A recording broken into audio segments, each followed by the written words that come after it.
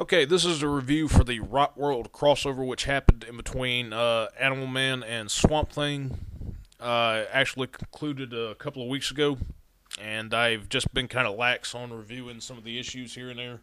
So I'm just lumping the entire Rotworld thing together and giving it a review.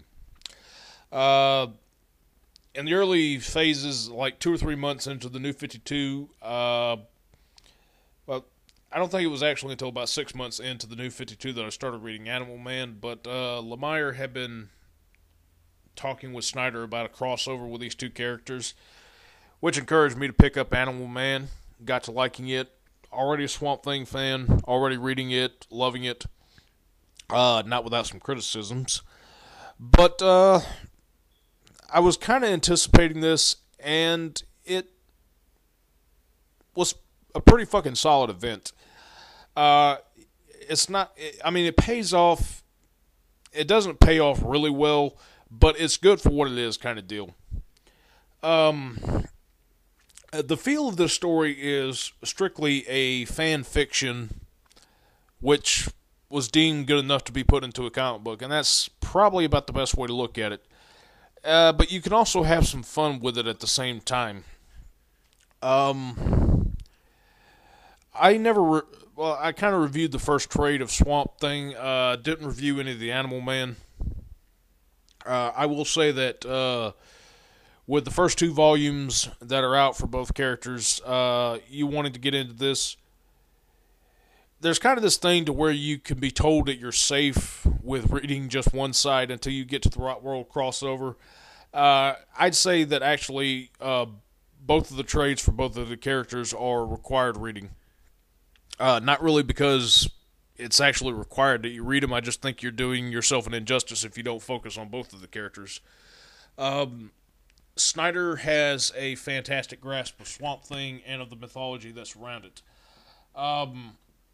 I criticize a little bit the pacing for the first volume, for how long Alec finally decides to give in and become the Swamp Thing, and that's only when his girlfriend is in danger. Animal Man, on the other hand, having never read the character before, I think Lemire also has a fantastic voice for this character. But the reason why I've come to like this, maybe just a little bit better than Swamp Thing in some ways, is that because it has a very good family dynamic to it. You don't really see a lot of family interaction in a comic book. Maybe with the Flash family being the closest thing to it. Lemire has a really good voice for families, superhero family, and the storytelling around that, about how three normal people have to put up with their father who has these extraordinary abilities, and this crazy shit that's coming after them now. Everything about those books are really good, and I just say that you need to check them out. Especially for the fucking amazing artwork in both of them.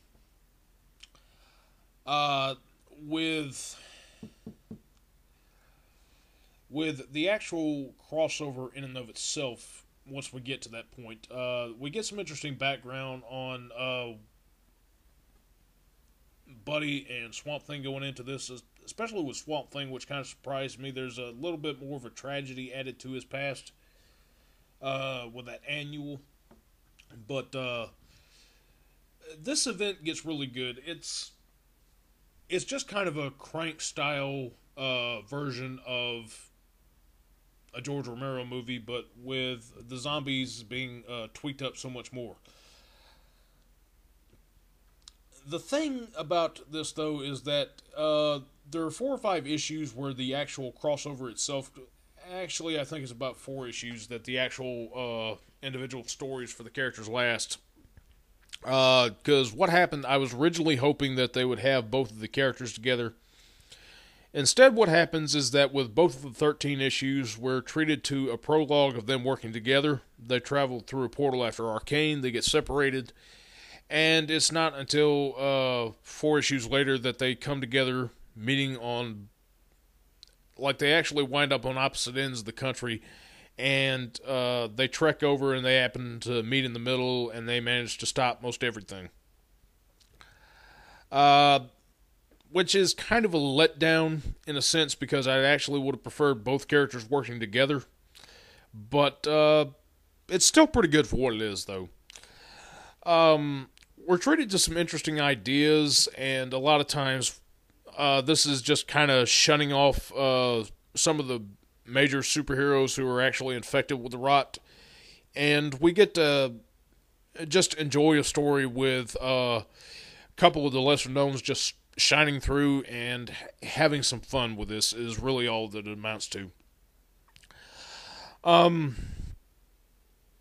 I think probably, like, art-wise, Yannick Paquette and Marco Rudy on the Swamp Thing, they kind of alternate up a little bit. Steve Pugh is pretty much a standard with the Animal Man story, so there's no complaints there. However, with the Swamp Thing, the biggest disappointment that they're going to have is when they get to the two-part finale, which is not really a finale. What happens is that the Animal Man stuff happens. It's pretty good.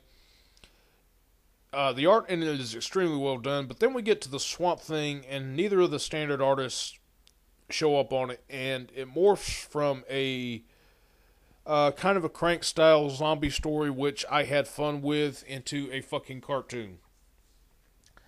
Because Arcane has gained the power as an avatar of the rot, at some point he underwent a transformation, and now he looks like a fucking cross in between Bart Simpson and Warmonger from Mighty Max. And just, it's sort of a Tom and Jerry style cartoon look for the art on issue 17. I don't think the artist is necessarily bad, but just was way too bright of a tone considering how dark the story was, and it just really threw off the story visually for me. But fortunately, Yannick does come back for the final issue of Swamp Thing, and they at least conclude things good on those grounds. The series aren't without, some type of loss along the way. They do some pretty sinister stuff in here, most especially tormenting Baker when they kind of give flashbacks about what happened to his daughter and what happened to his family way before everything was completely screwed over in the world. So there's just a lot of good stuff here. I would recommend this to people who just like either of the characters and want to see a really fun crossover, or just, sort of some of the darker material just have an event unto itself. I would equate this really to maybe the New 52's version of the Marvel Zombies a little bit. But, you just go and you have some fun with it, but it tells a serious story at the same time. I would not recommend this to anybody who is... I would recommend it to people that are fans of the characters, but warning, you might want to have a strong stomach to when you go into some of these stories, because they do mess up some stuff pretty bad in here. As a fan of both characters, I'm completely satisfied with this, and I just say go ahead and pick this up and enjoy it, because it will certainly just allow you to have some fun, and you probably won't be seeing either of these characters in anything this epic again, so just pick it up and enjoy it.